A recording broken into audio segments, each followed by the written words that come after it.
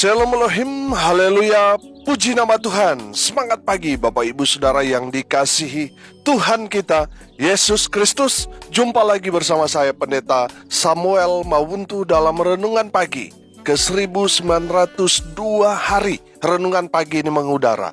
Puji Tuhan. Bapak Ibu Saudara yang dikasihi Tuhan, bersama dengan saya kita akan belajar Alkitab dari kitab Kejadian sampai kitab Wahyu. Mari buka Alkitab kita dalam kitab 1 Raja-Raja pasal 15 ayat 9 sampai ayat 15. Di bawah perikop Asa Raja Yehuda. Demikian firman Tuhan. Dalam tahun ke-20 zaman Yerobeam, Raja Israel, Asa menjadi raja atas Yehuda. 41 tahun lamanya ia memerintah di Yerusalem. Nama neneknya yang perempuan ialah Maakah, anak Abisalom. Asa melakukan apa yang benar di mata Tuhan seperti Daud, bapa leluhurnya. Ia menyingkirkan pelacuran bakti dari negeri itu dan menjauhkan segala berhala yang dibuat oleh nenek moyangnya. Bahkan ia memecat Maakah, neneknya, dari pangkat ibu suri, karena neneknya itu membuat patung Asyera yang keji. Asa merobohkan patung yang keji itu dan membakarnya di lembah Kidron.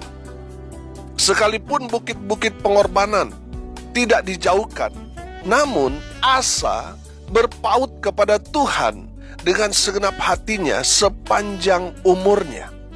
Ia membawa persembahan-persembahan kudus ayahnya dan persembahan-persembahan kudusnya sendiri ke rumah Tuhan, yakni emas dan perak serta barang-barang lain. Amin. Haleluya. Bapak Ibu Saudara yang dikasihi Tuhan, hari ini kita akan belajar tentang Asa, Raja Yehuda. Saudara yang dikasihi Tuhan, menarik dalam kehidupan Raja Asa ini adalah Asa anak dari Raja Abiam yang jahat di mata Tuhan. Raja Asa ini mematahkan pandangan orang yang berkata buah jatuh tidak jauh dari pohonnya. Artinya kelakuan bapaknya itu pasti akan turun kepada anaknya, sehingga orang melihat kelakuan anaknya, oh ini sama persis dengan kelakuan bapaknya. Kira-kira begitu arti buah jatuh tidak jauh dari pohonnya. Tapi Raja Asa mematahkan peribahasa ini. Saudara lihat bahwa orang tua Raja Asa, Abiam, dan kakeknya Rehabeam adalah raja yang tidak takut Tuhan. Tetapi saudara perhatikan, kehidupan Raja Asa berbeda jauh dengan orang tuanya dan kakeknya itu. Kelakuannya beda, saudara. Mereka tidak takut Tuhan, sementara Asa adalah seorang yang takut akan Tuhan. Haleluya. Bapak Ibu Saudara yang dikasihi Tuhan, kalau bisa saya umpamakan, Raja Asa ini adalah orang yang hidup dalam terang Tuhan di antara kegelapan. Sedangkan Abiam dan kakeknya Rehabeam hidup dalam kegelapan. Asa hidup dalam terang Tuhan. Amin. Kalau bisa saya ibaratkan, Raja Asa ini seperti permata yang ada di lumpur. Walaupun permata itu sudah ada di tengah-tengah lumpur, bahkan mungkin sudah terbenam begitu lama, tetapi tidak mempengaruhi kadar dari permata itu. Amin. Saudara yang dikasihi Tuhan, perhatikan bahwa Raja Asa ini mengalir darah orang tuanya, kakeknya yang jahat di mata Tuhan. Tetapi sudah perhatikan bahwa kehidupannya sangat jauh berbeda dengan kehidupan dari orang tuanya maupun kakeknya. Saudara yang dikasihi Tuhan, ini sangat-sangat menarik. Saya merenungkan dan saya menemukan jawabannya. Saya percaya saudara, kita semua diciptakan Tuhan dalam keadaan baik dan Tuhan punya tujuan yang sangat mulia bagi kehidupan kita. Amin. Saya percaya Kita yang mau jadi orang baik atau mau jadi orang jahat, itu tidak ditentukan oleh orang lain, tapi itu ditentukan oleh diri kita sendiri. Pilihan itu ada pada tangan kita. Kita mau jadi orang baik atau orang jahat, itu pilihan saudara dan saya.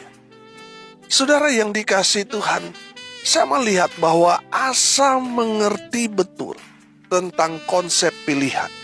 Dia belajar bahwa kakeknya, ayahnya yang tidak hidup takut akan Tuhan hancur. Dan dari sana, Asa belajar bahwa bagaimana dia harus hidup lebih baik daripada orang tuanya. Dan dia memilih hidup takut akan Tuhan. Amin. Saudara yang dikasihi Tuhan, mari kita belajar dari Asa, Raja Yehuda yang diberkati Tuhan. Yang pertama, Raja Asa melakukan apa yang benar di mata Tuhan. Saudara yang dikasihi Tuhan, kalau kita melihat Abiam, Rehabeam, mereka tidak hidup takut akan Tuhan. Betul? Saudara, di dalam perjalanan kehidupan mereka tercatat dalam kitab Raja-Raja ini, di pasal sebelumnya kita dapat melihat bahwa mereka melakukan apa yang tidak benar di mata Tuhan, sehingga Tuhan menolak mereka dan Tuhan mengizinkan peperangan, malapetaka dan lain sebagainya ditimpakan kepada Yehuda. Saudara, kenapa? Karena pemimpinnya tidak hidup takut akan Tuhan. Saudara yang dikasihi Tuhan, kalau saudara mau diberkati sama seperti Raja Asa, di ayat 11 ini katakan, Asa melakukan apa yang benar di mata Tuhan seperti Daud bapa leluhurnya. Saya percaya Asa melakukan apa yang benar di mata Tuhan, artinya dia betul-betul seorang pribadi yang berintegritas. Dia tidak mencari pembenaran atau dia tidak mencari muka untuk bekerja, untuk memperlihatkan kepada orang lain supaya dia mendapat simpati, mendapat pujian dan sebagainya. Tidak. Banyak orang kan hanya ABS, asal Bapak senang, sehingga mereka melakukan atau memberikan laporan tipu-tipu dan lain sebagainya. Tujuannya kan asal Bapak senang, asal atasannya senang melihat laporan mereka. Tapi belum tentu apa yang mereka kerjakan, lakukan itu benar. Saudara yang dikasihi Tuhan, ini yang seringkali terjadi. Apalagi sekarang ada istilah dunia tipu-tipu. Saudara yang dikasihi Tuhan, mari kita belajar dari Raja Asa. Dia melakukan apa yang benar bukan di mata manusia, tetapi di mata Tuhan. Amin. Saudara, ada orang kan yang sepertinya wah baik, tetapi hatinya busuk, betul? Di depan kita dia tertawa, tersenyum, tapi di belakang kita dia mencibir, memfitnah, memaki kita, betul? Saudara yang dikasihi Tuhan, mari kita belajar dari Raja Asa, melakukan apa yang benar di mata Tuhan. Haleluya. Makanya tidak heran saudara, Raja Asa diberkati Tuhan dengan luar biasa. 41 tahun Raja Asa memerintah Yehuda. Karena apa? Karena Raja Asa melakukan apa yang benar di mata Tuhan. Haleluya. Yang kedua, Raja Asa tidak mau kompromi dengan dosa. So, perhatikan ayat 12. Ia menyingkirkan pelacuran bakti dari negeri itu dan menjauhkan segala berhala yang dibuat oleh nenek moyangnya. Saudara yang dikasihi Tuhan, kalau kita belajar, kalau ini dibuat oleh nenek moyang, wah ini harus dijaga. Wah ini budaya yang harus dilestarikan. Kita nggak boleh untuk merusaknya atau menghancurkannya. Sebab ini peninggalan dari nenek moyang kita. Ini kalau kita istilahnya hancurkan, wah ini kita kualat. Saudara yang dikasihi Tuhan, perhatikan bahwa apa yang diwariskan nenek moyangnya ini adalah hal yang berbau dosa. Saya perhatikan ada pelacuran bakti di sana. Artinya ada ritual seks. Dan di situ dikatakan dan menjauhkan segala berhala yang dibuat oleh nenek moyangnya. Artinya ada penyembahan-penyembahan yang ditujukan bukan kepada Tuhan tetapi kepada Allah-Allah lain yang bukan Tuhan, yang tentunya ini membuat sakit hati Tuhan. Saya perhatikan Raja Asa tidak mau kompromi dengan dosa. Dia melihat ini membuat sakit hati Tuhan, sehingga Raja Asa menghancurkan, menyingkirkan semua berhala-berhala yang dibuat oleh leluhurnya. Saudara yang dikasihi Tuhan, kita tidak boleh kompromi dengan dosa. Sekecil apapun itu, kita sudah belajar dari hamartologi Daud, dosa Daud sekecil apapun dosa yang dia lakukan, ada konsekuensinya, ada akibatnya. Makanya Raja Asa belajar di sana bahwa dia tidak boleh kompromi dengan dosa. Saudara yang dikasihi Tuhan, jangan kompromi dengan dosa. Saudara menganggap bahwa ini kan hanya dosa kecil, dosa sepele. Saudara, korupsi 1 rupiah dan korupsi 1 miliar, mungkin bagi pandangan manusia 1 rupiah itu bisa diampuni. 1 miliar itu baru dituntut dalam pengadilan, dijatuhi hukuman. Bagi manusia ada perbedaan, tapi di mata Tuhan dosa 1 rupiah dan 1 miliar 1 triliun itu sama. Dosa upahnya apa? Maut, binasa. Nah, saudara, kalau saudara kompromi dengan dosa, itu sama saja saudara bermain-main dengan api. Suatu saat saudara akan terbakar. Jangan kompromi dengan dosa. Yang ketiga, Raja Asa adalah raja atau pemimpin yang tegas. Saya perhatikan ayat 13. Bahkan ia memecat Maaka neneknya dari pangkat ibu suri, karena neneknya itu membuat patung Asyera yang keji. Asa merobohkan patung yang keji itu dan membakarnya di lembah Kidron. Saudara yang dikasihi Tuhan, perhatikan bahwa Raja Asa adalah sosok pemimpin yang tegas. Amin. Dia nggak main-main, saudara. Tadi saya katakan, dia tidak kompromi. Saudara, Maaka ini kan neneknya, istri dari Rehabeam. Artinya dia ini sangat ditokohkan. Tapi saudara lihat, Asa memecat dia. Karena apa? Karena neneknya atau Maaka ini membuat patung Asyera yang keji. Saudara, Asa nggak main-main.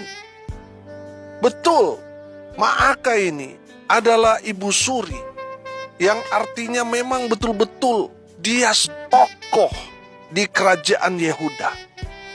Tapi saudara perhatikan, Asa merobohkan semua patung-patung Asyera yang dibangun oleh Maaka, neneknya.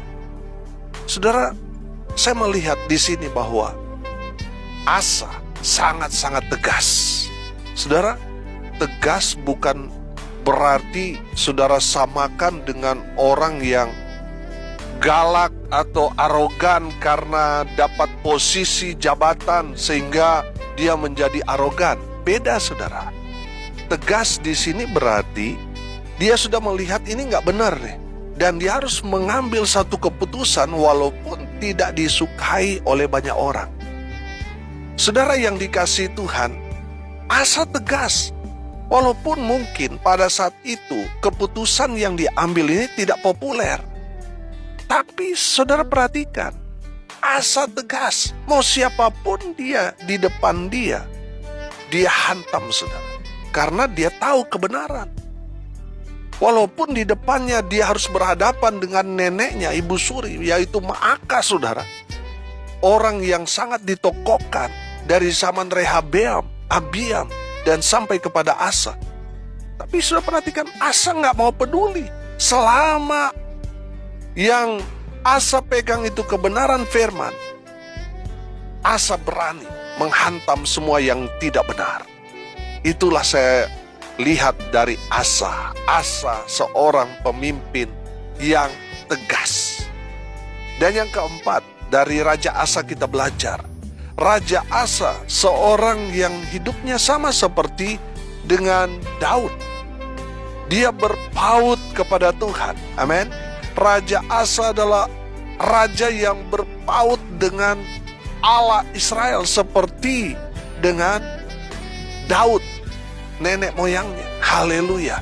Bapak Ibu Saudara yang dikasihi Tuhan, Raja Asa diberkati Tuhan dengan luar biasa. Karena apa? Dia dekat dengan Tuhan. Dia berpaut dengan sumber berkat. Sehingga di dalam pemerintahannya, walaupun masih perang dengan Yerobeam, saudara, tapi Tuhan memberikan kedamaian. Amin. Saudara yang diberkati Tuhan, mari kita semakin hari semakin dekat dengan Tuhan.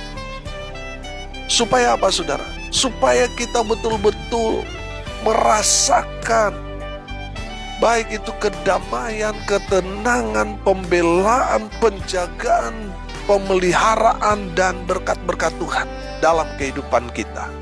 Betul, memang mungkin masih dalam suasana perang, masih dalam suasana persoalan, pergumulan. Tapi ketika saudara berpaut kepada Tuhan, mendekat kepada Tuhan, saudara akan merasakan damai sejahtera daripada Tuhan. Amin.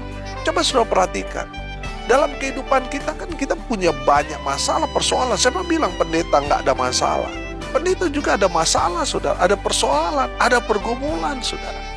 Saudara yang dikasihi Tuhan, perhatikan ketika kita datang ke rumah Tuhan. Kita yang tadinya banyak masalah, kita yang tertekan, depresi, frustasi dengan persoalan. Tapi ketika kita datang ke rumah Tuhan, saudara rasa ada damai sejahtera, ada ketenangan. Amin. Saudara, kalau kita rasa ketika kita datang kepada Tuhan, kita merasa damai sejahtera walaupun kita ada dalam masalah.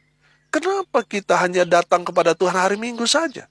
Kenapa enggak setiap hari? Mungkin kita tidak pergi ke gereja, tapi ketika saudara datang kepada Tuhan, berdoa, baca firman Tuhan, merenungkan firman Tuhan, saudara ada di dalam pujian penyembahan kepada Tuhan, saudara akan merasakan damai sejahtera daripada Tuhan dalam kehidupan saudara. Amin. Saudara, ketika saudara dekat dengan Tuhan, oh haleluya, saya percaya saudara akan merasakan perlindungan Tuhan yang heran dan ajaib. Saudara akan melihat Tuhan akan memelihara saudara. Saudara akan melihat Tuhan buka jalan yang selama ini pintu-pintu itu tertutup, Tuhan buka. Amin. Saudara yang dikasihi Tuhan, mari kita semakin dekat dengan Tuhan menjelang hari Tuhan yang semakin dekat ini. Mari kita semakin dekat dengan Tuhan, bukan justru semakin jauh. Saya perhatikan masa-masa pandemi, saudara, wah, gereja ditutup, semua antusias mau masuk gereja. Tapi setelah sekarang, mulai normal, saudara, mereka mulai meninggalkan Tuhan. Saudara yang dikasihi Tuhan, mari kita semakin dekat dengan Tuhan. Amin. Karena di saat kita dekat dengan Tuhan, kita merasakan hadirat Tuhan.